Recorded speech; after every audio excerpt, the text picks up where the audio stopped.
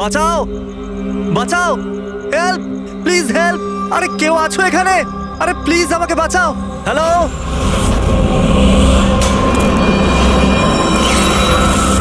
কেউ আছো এখানে? আরে কেউ তো বাঁচাও আমাকে। আরে কেউ কি শুনতে পাচ্ছো? আরে কেউ তো বাঁচাও আমাকে। আরে কেউ তো আমার আওয়াজ শুনছো? বাঁচাও।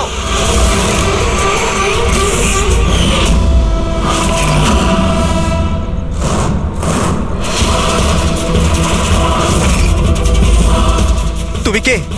কি চাও তুমি?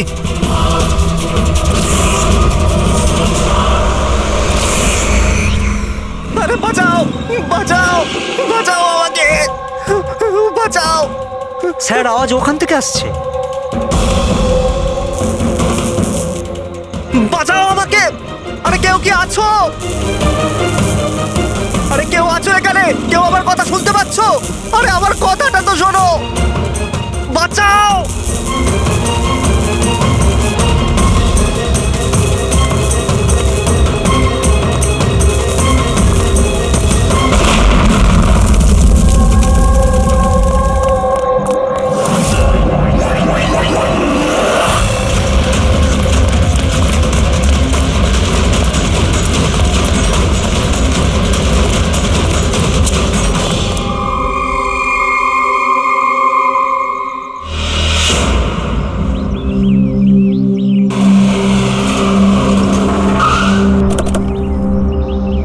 নমস্কার স্যার। নমস্কার স্যার।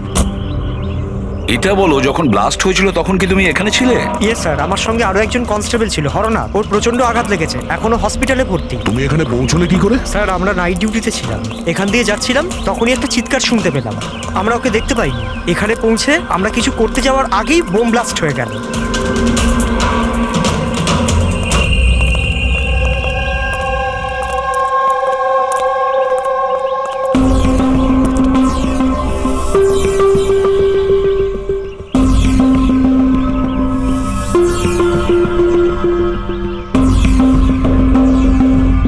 একটা কথা বলো আমায়, যখন তুমি এখানে এসেছিলে তখন তুমি এখান থেকে কাউকে যেতে দেখেছিলে বা পালাতে দেখেছিলে?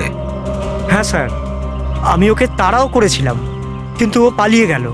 ও আমার আগেই ছিল, কিন্তু জানি না কেমন করে অদৃশ্য হয়ে গেল। আর এখানে হরনাথের অবস্থা ভালো ছিল না, তাই আমি ওর কাছে ফিরে এলাম। ঠিক করেছো তুমি, গুড ওয়ার্ক। পঙ্কজ, একটু ওদিকটা চেক করো, দেখো বোমের কোনো অবশিষ্ট অংশ পাও কিনা। আর যদি কিছু পাও তাহলে ওটা এভিডেন্সে পাঠিয়ে দাও।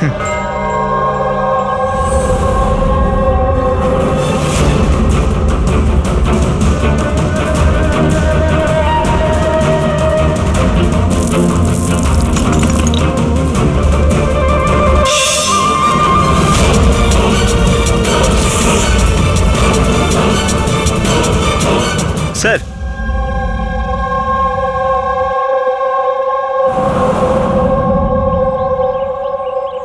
ডাইনামাইট স্টিক, আর স্যার এতে ব্যাচ নাম্বারও লেখা আছে।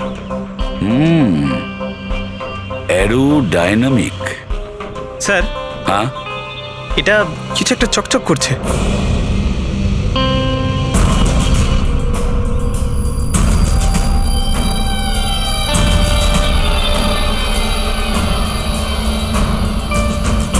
দেখি একটু।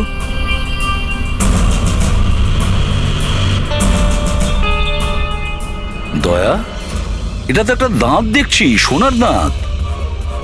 এক মিনিট, আচ্ছা একটু ম্যাগনিফাইং গ্লাসটা দাও তো।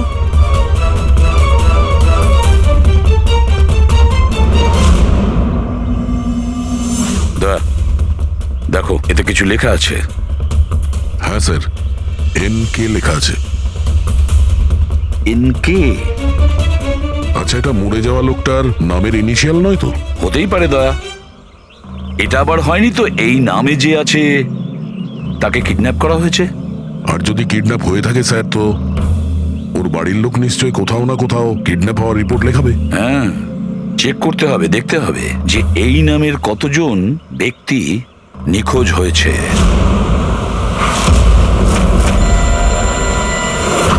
Yes sir. লোকাল পুলিশ থেকে জানা গেছে যে মিসিং কমপ্লেন্ট নবীন কুমারের স্ত্রীর সঙ্গে আমি ফোনে কথা বলেছি। উনি বলেছেন যে এই নবীন কুমারের একটা দাঁত সোনার ছিল। আচ্ছা স্যার, এই নবীন কুমার কে? শহরের বাইরে ওনার একটা পেইন্টের ফ্যাক্টরি আছে, আর কিছুদিন আগে ওনার একটা নিউজ কভারেজ ছিল। নিউজে? কি ব্যাপারে স্যার? কিছুক্ষণের মধ্যেই জানা যাবে। আচ্ছা দেখো, এই নবীনের বাড়ির ঠিকানা আমি তোমাকে পাঠিয়েছি, আর তাছাড়া ওনার স্ত্রীকেও এই বিষয়ে আমি জানিয়েছি। আর যদি আমার ধারণা ঠিক হয়ে থাকে তাহলে অভিজিৎ, নিশ্চয়ই মিডিয়ার লোক ওখানে তোমার আগে পৌঁছে যাবে। অনেক ঝামেলা আছে, সামলে নিও। ঠিক আছে, আমরা দেখে নিচ্ছি। হ্যাঁ, নবীন কুমারের বাড়ি যেতে হবে। স্যার অ্যাড্রেস পাঠাচ্ছেন। নবীন কুমার মুর্দাবাদ! নবীন কুমার মুর্দাবাদ! নবীন কুমার মুর্দাবাদ! নবীন কুমার মুর্দাবাদ! নবীন কুমার মুর্দাবাদ! নবীন কুমার মুর্দাবাদ! নবীন কুমার মুর্দাবাদ! নবীন কুমার স্যার স্যার স্যার আপনি কি নবীন কুমারকে পরে, arrest পরে। দেখেছেন স্যার? পরে বলছি। স্যার, CID পরে আপনারা আমাদেরকে কাজ করতে দিন, প্লিজ। আপনারা দেখি সরে যান, যেতে দিন দেখি। সরে যান, সরে যান বলছি। দেখুন, এইসব কিছু বন্ধ করুন আপনারা। দাঁড়ান। নাটক? স্যার, নাটক তো নবীন কুমার রচিয়ে রেখেছে আমাদের এই শহরে। স্যার, ওরা সবাই নবীন কুমার মারা গেছেন। He is no more. এই লোকটা মেরেছে আমার স্বামীকে। খুনি এরা সবাই। এবার বলবে নাকি জেলে ঢুকিয়ে দেবো? বলো, কেন করছো এইসব? স্যার, আমরা মারিনি স্যার। স্যার, নবীন কুমারের রঙের ফ্যাক্টরি আছে স্যার, যেখানে প্রতিদিন 1000 টনেরও বেশি বিষাক্ত আবর্জনা নদীতে ফেলা হয় স্যার। স্যার, আমরা তো আন্দোলনকারী, আমরা ওনার এগেনস্টে আন্দোলন করছি। স্যার, বিশ্বাস করুন, আমরা ক্রিমিনাল নই, আমরা সোশ্যাল ওয়ার্কার স্যার। মিথ্যে কথা, মিথ্যে বলছে। হুমকি দিয়ে রেখেছিল আমার স্বামীকে। রোজ রোজ হুমকি দিত। না স্যার, আমি কোনো ধমকি দিতাম না, সে তো কোনো অন্য লোক স্যার। কারা? কাদের কথা বলছো? স্যার, ওরা সেই সব লোকগুলোই যারা সোশ্যাল সার্ভিসের নামে খারাপ কাজ করে, ল ইন অর্ডারের মিসইউজ করে স্যার। স্যার, আমি আর আমাদের প্রোটেস্টার্স, আমাদের মধ্যে কেউ নয় স্যার। কি ধরনের হুমকি আসতো আপনার স্বামীর কাছে? কি হয়েছিল? এ নাও চা। আরে বাহ, গরম গরম চা। আচ্ছা, ওই এনজিওটার কি হলো? ওই এনজিও তো বিরক্ত করে মারছে, ফ্যাক্টরিতে ওয়ার্কার্সদের কাজ করতে দিচ্ছে না।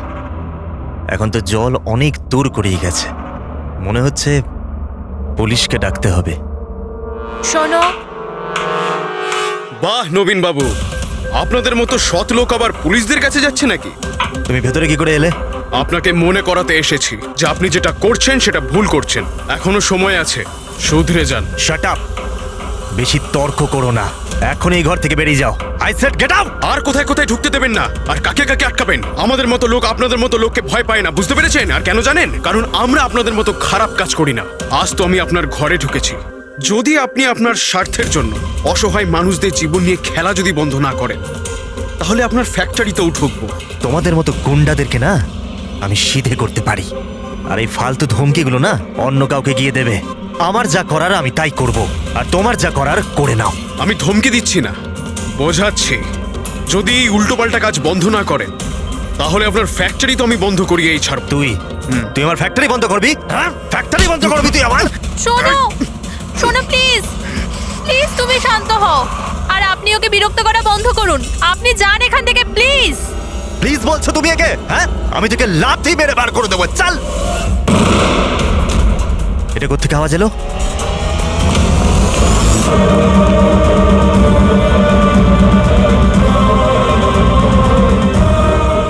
দেওয়ালে লেখা ছিল, শুধরে যাও নয়তো আর বাঁচবে না। আর শেষ পর্যন্ত মেরে ফেললো এরা নবীনকে। এই লোকটা মেরে ফেলেছে আমার স্বামীকে। বিশ্বাস করুন স্যার, আমি সত্যি বলছি, আমি কিচ্ছু করিনি স্যার। যে করেছে তাদের কথা স্যার, বলো। নিশ্চয়ই, কেন বলবো না স্যার। স্যার, ওনার জন্যই তো আজকে আমরা ফেসেছি স্যার। স্যার, আমরা প্রোটেস্টার, আমরা সোশ্যাল এনভায়রনমেন্টের জন্য প্রোটেস্ট করি স্যার। স্যার, ওরা অনেকটা নিচে নামতে পারে স্যার। চিনতে পারবে তাদের? নিশ্চয়ই, কেন নয়, কিন্তু আমাদের সেফটির কি স্যার? ওরা অনেক খারাপ লোক স্যার। ডোন্ট ওয়ারি, তোমার কিছু হবে না। শুধু নামেই সোশ্যাল ওয়ার্কার, ওরা ক্রিমিনালস, ওরা তিনজনেই। ক্রিমিনাল? আর এটা তুমি কি করে জানলে? আমি কি, এটা সবাই জানে যে ওদের উপর কতগুলো কেস চলছে। সবসময় ওরা বেলেই বাইরে এসেছে স্যার। ওই মানুষটা নিজেকে পরিবেশের রক্ষাকর্তা বলে, নেচার গার্ডিয়ান। স্যার সবার প্রথমে ওই দিন কর। নবীনের মতো লোকের সব জায়গায় শত্রুই থাকবে স্যার। ওই বলে না স্যার, যেমন কর্ম তেমন ফল। তার মানে হ্যাঁ? কি বলতে চাইছো তুমি? কত নিরীহ মানুষের জীবন নষ্ট করেছে ও। হতে পারে তাদের মধ্যে থেকে কেউ বদলা নিয়েছে। তাদের মধ্যে কেউ কেন, বরং আমি তো বলছিলাম যে প্রতিশোধ তুমি নিয়েছো, তুমি ওকে মেরেছো। না স্যার, আমার সাথে ওর কোনো ব্যক্তিগত শত্রুতা ছিল না। আমি ওকে কেন মারবো? কারণ নবীনের কার্যকলাপে তুমি ক্ষুব্ধ ছিলে। কেন? স্যার, যদি আমায় এরম কিছু করতেই হতো তাহলে আমি অনেক আগেই করে ফেলতাম। নবীন না জানি কত বছর ধরে আমাদের পরিবেশ দূষিত করছিল। তোমরা নিশ্চয়ই খুব আনন্দ পেয়েছো মিস্টার নবীন মারা গেছে শুনে। অন্য কেউ তোমাদের কাজ করে দিয়েছে কি? না স্যার, আমার ওর প্রতি কোনো মায়া ছিল না, কিন্তু আমি ওকে মারিনি। আমরা কি করে বুঝবো যে তুমি সত্যি বলছো? স্যার, যে সময়ের কথা আপনি বলছেন ওই সময় আমি ইউনিভার্সিটিতে লেকচার দিচ্ছিলাম। আপনি চাইলে ওই প্রফেসর দেশাইয়ের সঙ্গে কথা বলতে পারেন। ওই সময় আমি ওখানেই ছিলাম। স্যার পল্লবী, ওকে প্রায় দিনই দেখা যায় নিউজে কারুর না কারুর সাথে ঝগড়া করতে। স্যার সোশ্যাল ওয়ার্কের ফিল্ডে আপনি যে কোনো কাউকে জিজ্ঞাসা করুন ওর ব্যাপারে, সবাই জানে যে ও কিরকম। ও নিজের টিম দিয়ে কিরকম উল্টোপাল্টা কাজ করায়। হ্যাঁ তো, আমি ট্রেড অ্যাকাউন্ট করি। সোজাভাবে বললে লোকে বুঝতে পারে কই।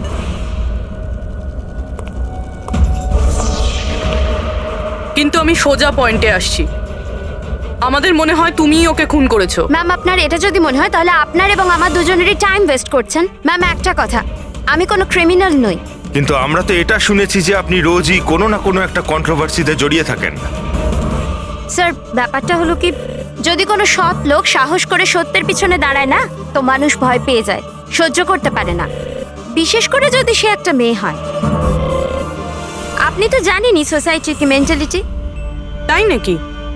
আমার তো আপনার মেন্টালিটি ঠিক মনে হয় না। কেন? শুধুমাত্র এই জন্যই যে আমি কাউকে ভয় পাই না? আপনাকেও নয়। এই জন্য আমি ক্রিমিনাল হয়ে গেলাম? এমনিতেও আমি কাল রাতে নিউজ লাইভের ডিবেটে ছিলাম, আপনি চাইলে চেক করতে পারেন। আমি চাইলেও নবীনকে খুন করতে পারতাম না। ম্যাডাম, আপনি কিন্তু এই কাজটা নিজের লোকদের দিয়ে করিয়ে থাকতে পারেন। তো ঠিক আছে, আপনার যদি এত কনফিডেন্স থাকে তো প্রুফ করে দিন, আপনি পাঠিয়ে দিন আমাকে জেলে। আর ওই প্রকাশ, ও প্রতিদিনই কাউকে না কাউকে গালিগালাজ করে নিজের সোশ্যাল ব্লগে। যারা পলিউশন ছড়াচ্ছে স্যার ও লোকদের উস্কায়, খেপিয়ে দেয় তার বিরুদ্ধে। আমি ঘরেই ছিলাম স্যার, নিজের ব্লগ লিখছিলাম, যেমন সবসময় লিখি। প্রত্যেকবারের মতো সবাইকে উস্কাচ্ছিলেন, তাদের ব্রেন ওয়াশ করছিলেন নবীনের মতো লোকেদের বিরুদ্ধে কি? স্যার, নবীনের সাথে আমার কোনো ব্যক্তিগত শত্রুতা ছিল না, আর প্রকৃতির জন্য আমি অ্যাওয়ারনেস স্প্রেড করতেই থাকি। ব্যক্তিগত শত্রুতা না থাকলে তোমার সবকটা ব্লগে নবীনের নাম কেন থাকে? তাও টপ 4-5 জনের মধ্যে। কালকেও যে ব্লগটা লিখেছিলে সেখানেও নবীনের নাম ছিল না? হ্যাঁ স্যার, নবীনের নাম ছিল ওখানে। আর এই কথাটা আমি লুকোবই বা কেন? ও খারাপ লোক ছিল, কিন্তু এর মানে তো এটা নয় যে আমি ওকে খুন করে দেবো। কেন? কেন মারবে না? এরকম লোকেদের তো তুমি ভীষণ ঘৃণা করো, তাই না? তোমার মনে হচ্ছে তোমার পরিশ্রম বিফলে চলে যাচ্ছে, আর তারপরে নবীনকে এত বোঝানোর পরেও নবীন পরিবেশ দূষিত করে দিচ্ছিল, আর সেই জন্য তুমি রেগে যাও আর তারপরে নবীনকে শেষ করে দাও। আমি একজন রেসপন্সিবল সিটিজেন স্যার, কোনো ক্রিমিনাল নয় স্যার। আমার কাজ এটাই, আমার ব্লগের মাধ্যমে ঠিক আর ভুলের তফাৎ বোঝানো, কারোর ক্ষতি করা নয়। স্যার, ইন্টারোগেশনে তো কেউই কোনো ভয় পায়নি। হ্যাঁ, কোনো ভয় পায়নি ঠিকই। এই 3 জনের উপর কড়া নজর রাখতে হবে। কেন স্যার? ঠিক, ভয় একটা অদ্ভুত জিনিস। যদি ওই 3 জনের মধ্যে কেউ খুন করে থাকে তাহলে সে ভয় পেয়ে কিছু না কিছু গন্ডগোল করবেই, কোনো না কোনো ভুল সে নিশ্চয়ই করবে।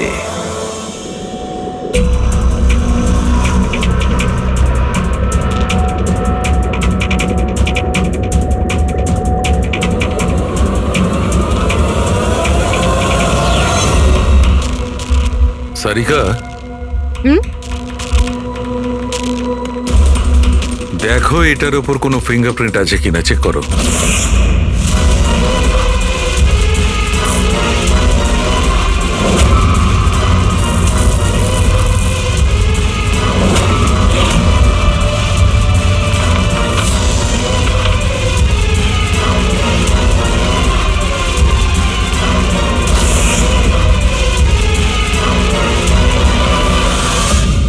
স্যার, এটা এটাতে তো কোনো ফিঙ্গারপ্রিন্টস নেই। কোনো ফিঙ্গারপ্রিন্ট নেই? Are you sure? 100% স্যার, কোনো ফিঙ্গারপ্রিন্টস নেই, কিন্তু কিছু পার্টিকেলস পেয়েছি। মনে হয় কিছু স্কিন টিস্যুস বা ডেড সেল হবে। Dead cells? তবে এক কাজ করো সারিকা, ওই ডেড সেলস গুলোকে ভালো করে ক্লিন করে রাখো। ওই তো আসবে তো শ্রীমান প্রদ্যুমন, জানো তো সব ব্যাপারেও নাক গলায়, নিশ্চয়ই জিজ্ঞেস করবে। প্লিজ ক্লিন করে রাখো। স্যার, ডায়নামাইটে কোনো ফিঙ্গারপ্রিন্টস তো পাওয়া যায়নি, কিন্তু কোনো একজনের ডেড স্কিন টিস্যুস পাওয়া গেছে, পচা চামড়ার টুকরো। পচা চামড়া? হতে পারে এটা ওই লোকটারই, সেই লোকটা যে লোকটা ডায়নামাইট লাগিয়েছিল। হ্যাঁ স্যার। সালুকে, এই পচে যাওয়া চামড়াগুলোর তুমি ডিএনএ টেস্ট তো করতে পারো, কিছু তো জানা যাবে। বস, পচে যাওয়া চামড়া থেকে ডিএনএ বার করাটা খুব কঠিন কাজ। তোমাকে একটা কথা খুব জোর দিয়ে বলতে পারি, যে লোকটি এই ডায়নামাইটটাকে শেষবার ধরেছে ওর স্কিন ডিজিজ আছে, চামড়ার অসুখ, আর সেটাও খুব গুরুতর। এমনিতে দেখে কিছু বোঝা নাও যেতে পারে, কিন্তু বস এই অসুখটা ওকে ভেতর থেকে শেষ করে দিচ্ছে। তাহলে তো আমরা এর মাধ্যমে ওর কাছে পৌঁছতে পারি। হ্যাঁ, কিন্তু কোনো প্রমাণ তো দরকার। Hello, ACP Pradyuman here. হ্যাঁ বলুন। আচ্ছা, গুড, থ্যাংক ইউ। কে? ডায়নামাইট ম্যানুফ্যাকচারার বলছিল ওরা রেকর্ড চেক করেছে, ওই ডায়নামাইট কোনো খনিকে বিক্রি করেছে ওরা। মানে মাইন সাইট? হ্যাঁ, মাইন্ড সাইট। এবার এটা খোঁজ নিতে হবে এই ডায়নামাইট মাইন্ড সাইট থেকে খুনি পর্যন্ত কিভাবে পৌঁছলো।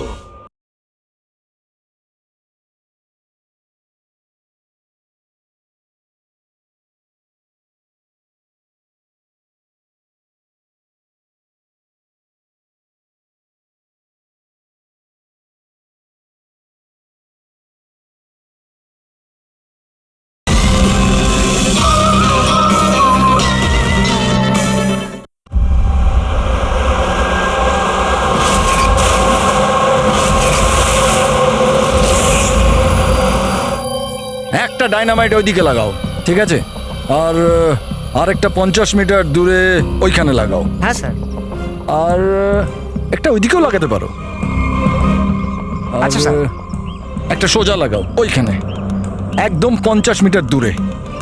আর এই 6 সেকেন্ড পরে ব্লাস্টগুলো হবে। ঠিক আছে স্যার। ওকে। আর কোথায় লাগানো যায়? ওইখানে মাঝখানে ফিট করা যাবে কি? এক্সকিউজ মি, আপনার নাম বিনীত? ইয়েস। আপনারা কারা? আপনি এই সাইটের ম্যানেজার? কিন্তু ব্যাপারটা কি বলুন তো? দেখুন বিনীত বাবু, যখন ম্যানুফ্যাকচারিং কোম্পানি থেকে ডায়নামাইট আপনাদের এখানে আসে, মানে এই সাইটে, মাইন্ড সাইটে, সেটার ইনচার্জ তো আপনিই হবেন, তাই না? ইনচার্জ তো আমি, কিন্তু কনসাইনমেন্টের পরে অপারেটর টিমও কিন্তু এটা হ্যান্ডেল করে। আমি এটা একা সামলাই না। আমরা জিজ্ঞেস করেছি আপনাকে যে ডায়নামাইট কে সামলায়। একটু এই ডায়নামাইট স্টিকটাকে দেখুন। আচ্ছা, ব্যাচ নাম্বার দেখে আপনি কি বলতে পারেন এই লটের বাকি ডায়নামাইট স্টিকগুলো কোথায় আছে? স্যার, এটা লাস্ট কনসেলমেন্টের মনে হচ্ছে, এখনো ব্যবহার হয়নি, গুদামে পড়ে আছে। চলো দেখাও। বিনীত, যখন ডায়নামাইটের কনসাইনমেন্ট এখানে আসে সেটাকে চেক তুমি নিশ্চয়ই করো, তুমি তো ইনচার্জ, তাই না? হ্যাঁ হ্যাঁ হ্যাঁ, অফকোর্স স্যার। আচ্ছা, আপনার এই ব্যাচের কনসাইনমেন্ট নিয়ে কোনো গন্ডগোল মনে হচ্ছে? গন্ডগোল? না না, নর্মালি তো ছিল, যেরকম হয় আর কি। কিন্তু আপনি এটা জিজ্ঞেস করছেন কেন? নর্মাল আছে তো, যেমনটা থাকে। প্রতিটা বক্সে 10টা করে লেখা আছে স্যার। এটা খুলে দেখো তো কতগুলো আছে, গুনো।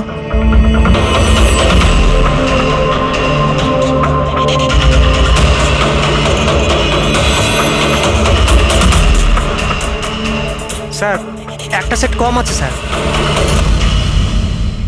আচ্ছা, এই ব্যাপারটা কি সেটা কি তুমি এখানেই বলবে, না একটু খাতির টাতির করার পরে মুখ খুলবে? স্যার বলছি, আমি সবসময় এই সেটগুলো জেলেদের বিক্রি করে দিতাম বম ফিশিং এর জন্য। মানে ইল্লিগাল ভাবে ব্যবহার করো এটাকে।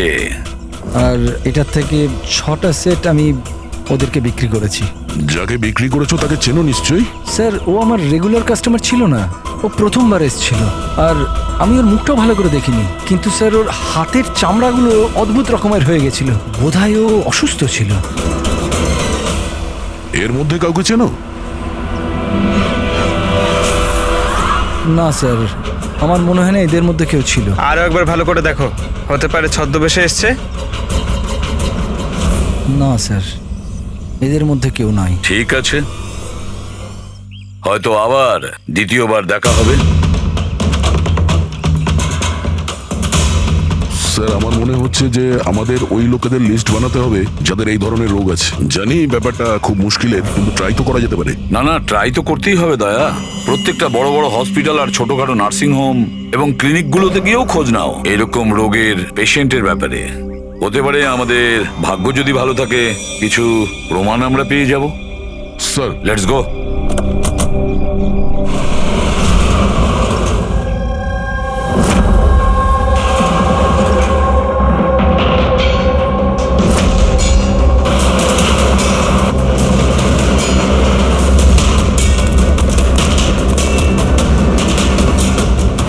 দেখুন, এই ধরনের অসুখ হাজার জনের মধ্যে একজনের হয়ে থাকে।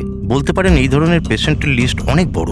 অনেক পেশেন্ট জানতেও পারে কিন্তু এর চিকিৎসা করায় না। এদের খোঁজা তো খুব মুশকিল। জানি, কিন্তু তবুও আমরা চেষ্টা করতে চাই। এই লোকটাকে পাওয়া আমাদের কাছে ভীষণ প্রয়োজন। দেখুন, আমি বুঝতে পারছি, কিন্তু এনভায়রনমেন্টাল ইনফেকশন কন্টিজিয়াস ডিজিজ, যেটা একটা মানুষের থেকে অন্য মানুষের মধ্যে ছড়িয়ে পড়ে, আর এটাকে সামলানো তো। এক মিনিট, কি বললেন আপনি? Environmental infection? হ্যাঁ, মানে আমাদের চারপাশের পরিবেশে হতে পারে এমন ইনফেকশন হাওয়া বা জল থেকে চারিদিকে ছড়িয়ে পড়ে। চলুন, আমি আপনাকে একটা পেশেন্ট দেখাবো। ছাড়ো আমাকে! কেন মারতে চাও আমাকে? ছেড়ে দাও আমাকে, যেতে দাও প্লিজ। দেখো, আমাকে যেতে দাও sir, please help me sir, help please, help sir, help.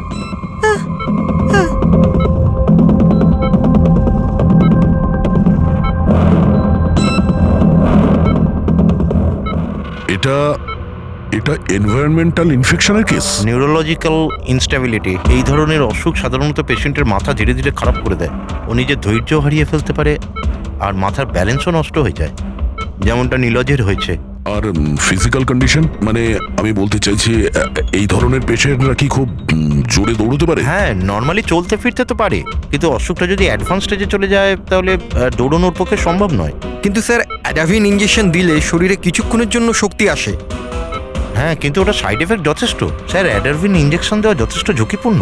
Risky হতে পারে, কিন্তু এই অপরাধের মানসিক অবস্থা যে ধরনের, তাতে হতে পারে যে ওর সাইড এফেক্ট নাও হতে পারে। কিন্তু যদিও নীলজের মতো মেন্টালি আনস্টেবল হয়, তাহলে চিন্তা আপনাদেরকেই করতে হবে। তার মানে এটাই যে ও একটা খুন করে থাকলে দ্বিতীয়বারও খুন করতে পারে।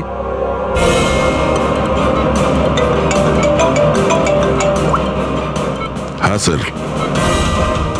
কি প্রকাশ পঙ্কজকে ফাঁকি দিয়ে পালিয়ে গেছে? নো, ঠিক আছে, আমি দেখছি। হতে পারে এই প্রকাশ ভয় পেয়ে পালিয়ে গেছে, না হলে দ্বিতীয় মার্ডারের পরিকল্পনা করছে।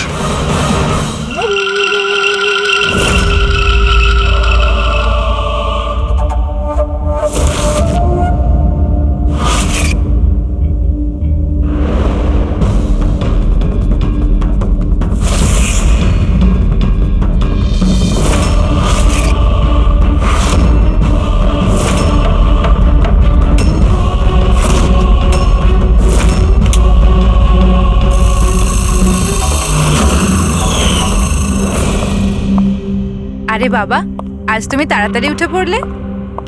Good morning. এই রইলো তোমার চা, তাড়াতাড়ি খেয়ে নাও, নাহলে ঠান্ডা হয়ে যাবে।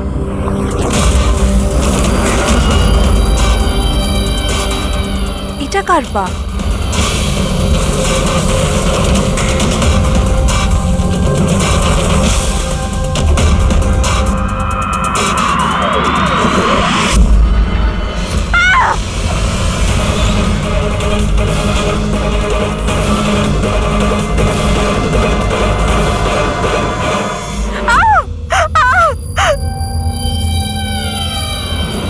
স্যার, আরও একটা মার্ডার। ওই ডক্টর ঠিকই বলেছিলেন, ওই খুনির মাথা খারাপ হয়ে গেছে, ওর মানসিক অবস্থা ঠিক নেই। স্যার, মনে হচ্ছে খুন করার একটা প্যাটার্ন বানিয়ে ফেলছে এই খুনি।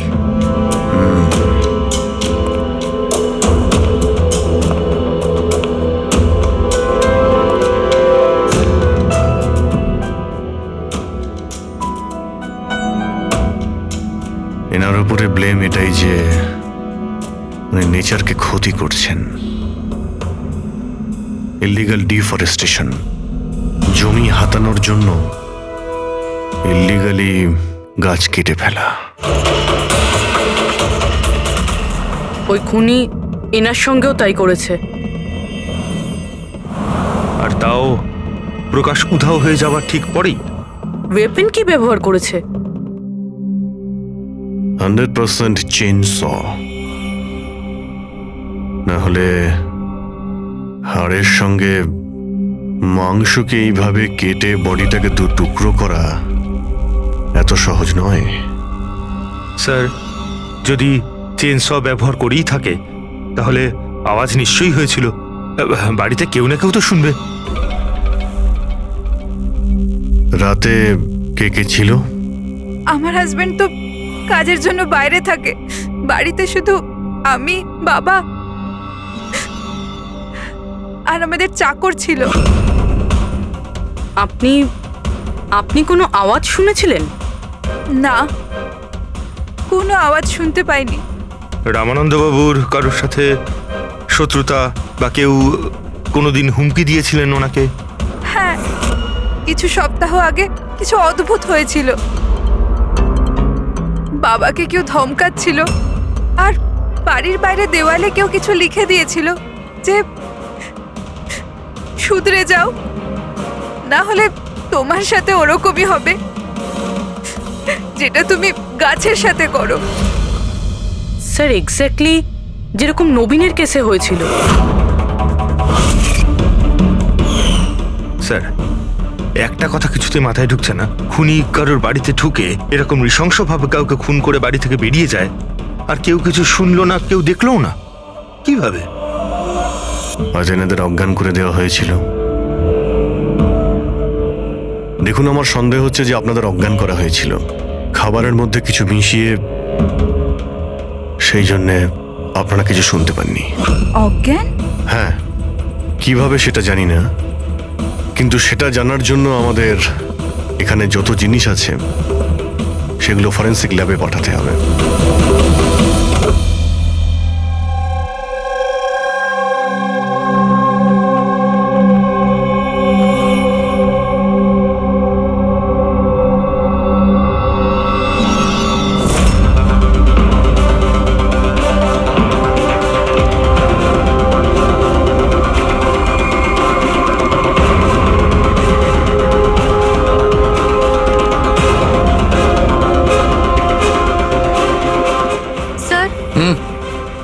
বাড়িতে যত রকম খাবার জিনিস ছিল চেক করে নিয়েছি, আর পানিও। কিছুতেই ঘুমের ওষুধ পাইনি। No sedatives. পেলে না? আরো শিওর? অ্যাবসলিউটলি। কিন্তু সারিকা, সবাই তো অজ্ঞান ছিল, তার মানে কোনো মাদক দ্রব্য নিশ্চয়ই থাকবে যার জন্য ওরা অজ্ঞান হয়ে গেছিল। খাবার জিনিসে, পানীয়তে, কিছুতে তো থাকা উচিত। কিসের মধ্যে ছিল?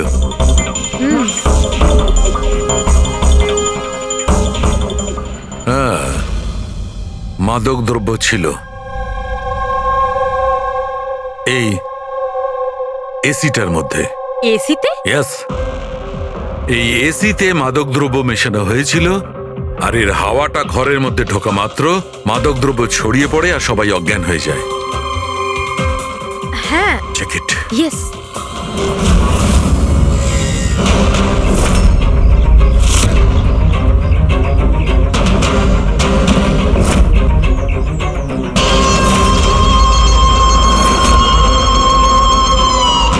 দেখো সালুখে, তুমি আন্দাজে ঢিল মারছো না তো? এটা কি করে হতে পারে? এরকমই হয়েছে বস। এসিতেই মাদকদ্রব্য ছিল। আমি ওই এসিটার ব্লোয়ারে, ফিল্টারে সব জায়গায় সেনেটিভ পেয়েছি, আর সেটাও খুব হাই ডোজে। মাই গড, এটা কি করে হতে পারে? বস, এসিতে সেনেটিভ ছিল মাদকদ্রব্য ঘরের মধ্যে ছড়িয়ে যায় আর সবাই অজ্ঞান হয়ে যায়। খুনি আসে আর বিনা বাধায় ওকে খুন করে ও চলে যায়, কেউ কিচ্ছু শুনতে পায়নি। আচ্ছা ঠিক আছে। সালুকে ফোন করেছিল, বলছিল রামানন্দর বাড়িতে যে এসি মেশিনটা ছিল সেটাতে বিষাক্ত গ্যাস ভরা ছিল, অ্যানেস্থেটিক গ্যাস।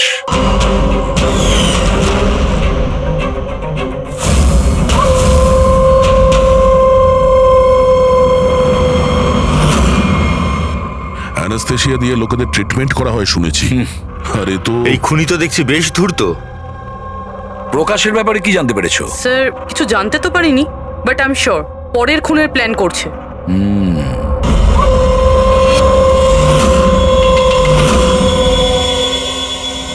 কিন্তু খুনি যদি অসুস্থ হয় তাহলে প্রকাশ তো ভালোই দৌড়িয়েছিল।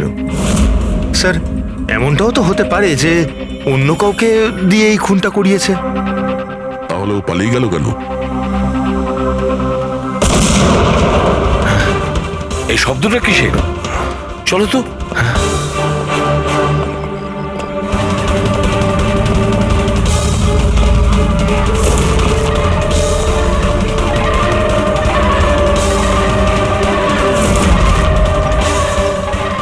তোমাদের কাজ আমি করছি এসিপি, শহরকে পরিষ্কার, আর আমার এই রাস্তায় যে আসবে তাকেও আমি এই জগৎ থেকে পরিষ্কার করে দেব। এ কে হতে পারে? স্যার মনে হয় খুনি জানতে পেরে গেছে আমরা ওর পিছনে আছি, ওই জন্য পাগল হয়ে গেছে।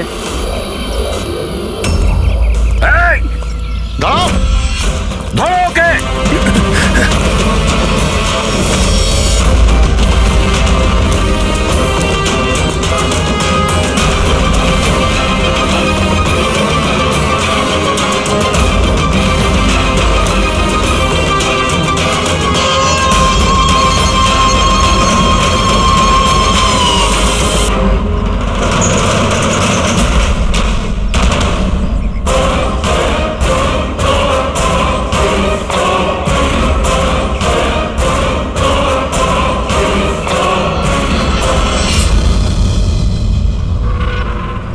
স্যার, সিআইডি থেকে লিস্ট এসছে।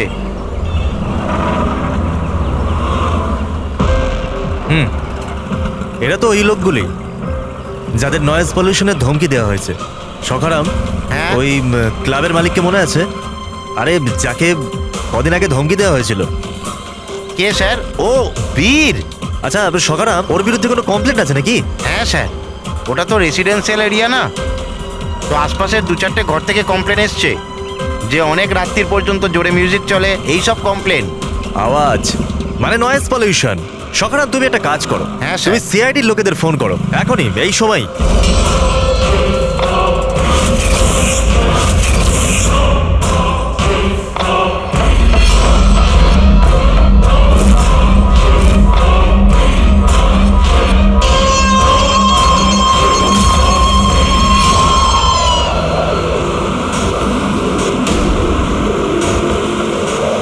তাড়াতাড়ি করো অভিজিৎ, তাড়াতাড়ি। স্যার আমরা অন দা ওয়ে। ও নাইট ক্লাবের মালিক, ওর নাম বীর।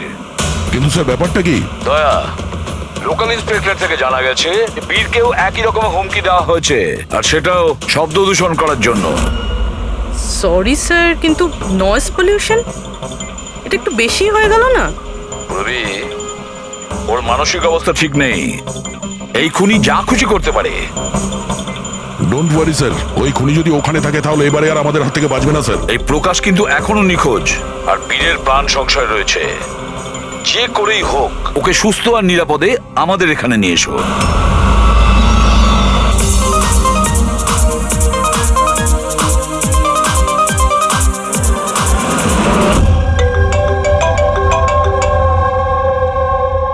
হ্যালো।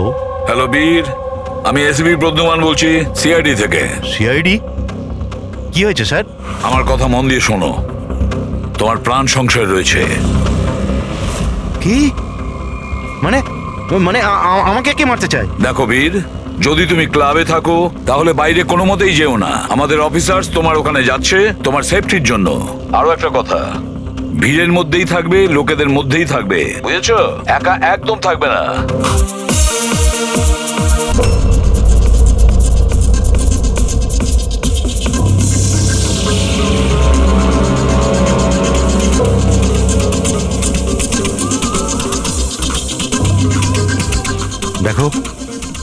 আমি আমার কেবিনে যাচ্ছি, ঠিক আছে? আর কাউকে ভেতরে আসতে দেবে না, বুঝেছো? কাউকেই ভেতরে আসতে দেবে না।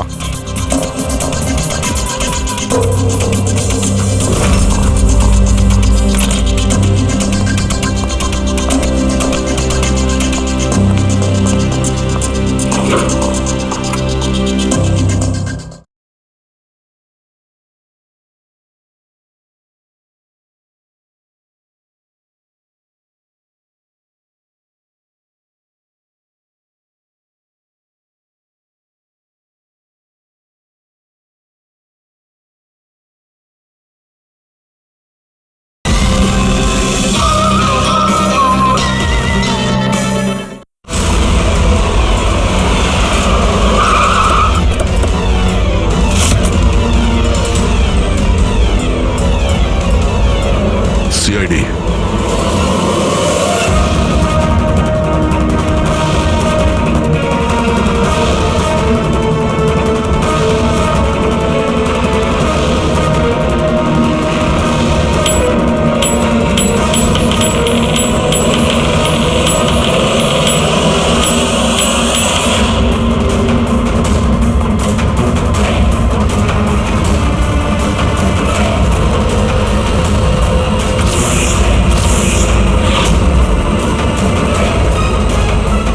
এ ভাই শোনো, এদিকে এসো। হ্যাঁ স্যার। বীর কোথায়? স্যার উনি কারুর সাথে দেখা করতে চান না। আমরা সিআইডি থেকে আসছি। কোথায় ও? আসুন স্যার।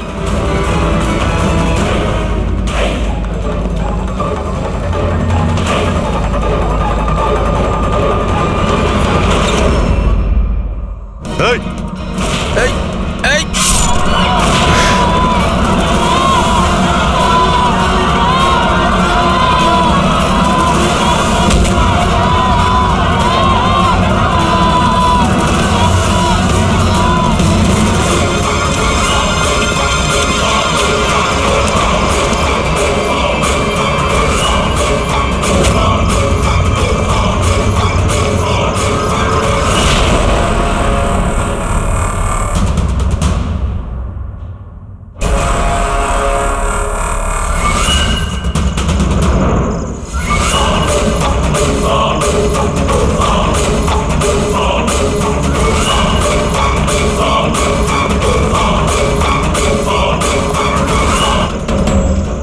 আরে গেল কোথায়?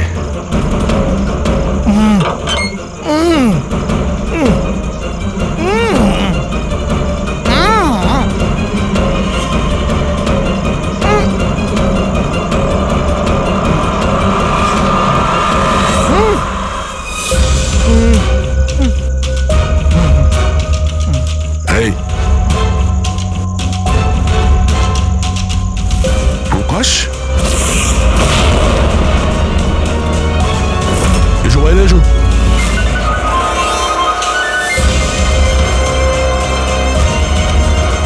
তুমি এখানে কি করছিলে? হ্যাঁ, আমাদের হাত থেকে বাঁচার জন্য কি এইসব করছিলে? না অভিজিৎ, মনে তো হচ্ছে না। এর হাত পা বাঁধা ছিল, মনে হচ্ছে কেউ হাত পা বেঁধে ওকে এখানে ফেলে দিয়েছে। রবি, এসপি স্যারকে ফোন করে বলো যে প্রকাশকে পাওয়া গেছে, আর ওর একটু ফার্স্ট এড করে দাও। স্যার যাও। চলুন। বুঝতে পারছি না প্রত্যেকবারও পালিয়ে যাচ্ছে কি করে। ও কোথায় লুকিয়ে পড়ছে? হয় ও আকাশে উড়ে গেছে, না হলে মাটিতে ঢুকে গেছে।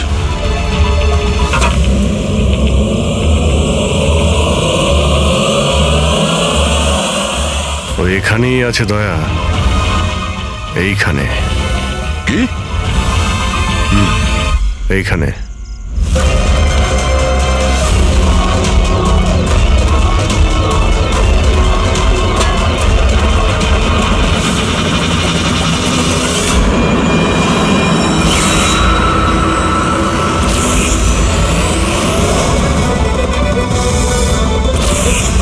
বাইরে আয়। কি খুন করার সময় নিজের হাত তো কাঁপেনি, এখন কেন কাঁপছে? জেলে যাবার ভয়। এই অ্যাড্রিনালিনের অ্যাকশন শেষ হয়ে গেছে।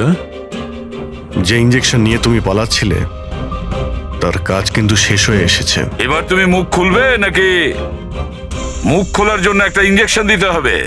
আমি কোনো মজা পাই না ইঞ্জেকশন নিতে। এটা আমার এক বাধ্যতা, যেটা আমাকে নিতে হয়। একটা সময় ছিল যখন আমি শক্তিশালী এবং মজবুত ছিলাম, কিন্তু আমার একদিন খারাপ সময় এলো আর আমি একটা রোগে আক্রান্ত হলাম।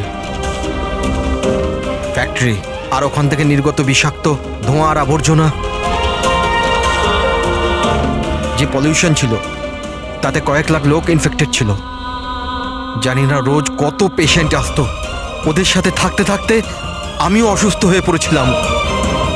এই রোগটা কবে হয়েছিল আপনার? 6 মাস আগে। আর এই 6 মাসে এই রোগ তোমার শরীরের সঙ্গে সঙ্গে তোমার মাথারও ক্ষতি করতে শুরু করে দিয়েছে। তুমি জানো তুমি কি করেছো? হ্যাঁ, আমি কারোর কোনো ক্ষতি করিনি, ক্ষতি করেছে ওরা। হাওয়া, জল সবেতে বিষ মিশিয়ে দিয়েছিল। ব্যাস, তখনই আমি ঠিক করেছিলাম যে লোকেরা আমার এই অবস্থা করেছে তাদের আমি ছাড়বো না। আমি বদলা নিয়েই ছাড়বো। আর সেই কারণে তুমি বিএমসিতে চাকরি নিয়েছিলে, যাতে এই শহরের পুরো ড্রেনেজের নকশাটা তুমি জানতে পারো। তারা সুযোগ নিয়ে তুমি ওখান থেকে পালিয়ে যেতে, আর আমাদের মনে হতো যে কোথায় তুমি হঠাৎ করে অদৃশ্য হয়ে গেলে।